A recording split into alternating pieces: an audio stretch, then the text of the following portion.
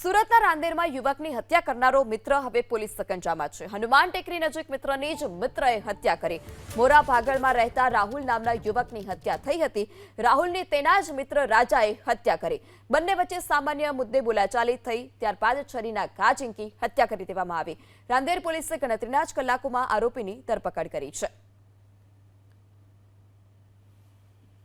मानकी स्टेडियम बाजू में जो रोड जाए छे, रोड पर छूटक मजूरी काम करता બે યુવાનો વચ્ચે ગાળો બોલવા બાબતે ઉશ્કેરાટ થયેલ, જેમાં મરણ જનારને સાથી જે મજૂર હતા એમણે ગાળો બોલવાના ઉશ્કેરાટના કારણે ચપ્પુ લઈ આવી અને ઈજા કરતા મરણ જનાર રાહુલભાઈને સારવારમાં લઈ આવતા દરમિયાન રાહુલભાઈનું મૃત્યુ નિપજેલ છે।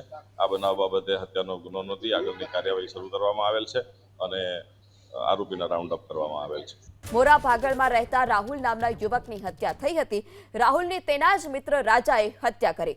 બંને વચ્ચે સામાન્ય મુદ્દે બોલાચાલી થઈ, ત્યારબાદ છરીના ઘા ઝીંકી હત્યા કરી દેવામાં આવી। રાંદેર પોલીસે ગણતરીના જ કલાકોમાં આરોપીની ધરપકડ કરી છે।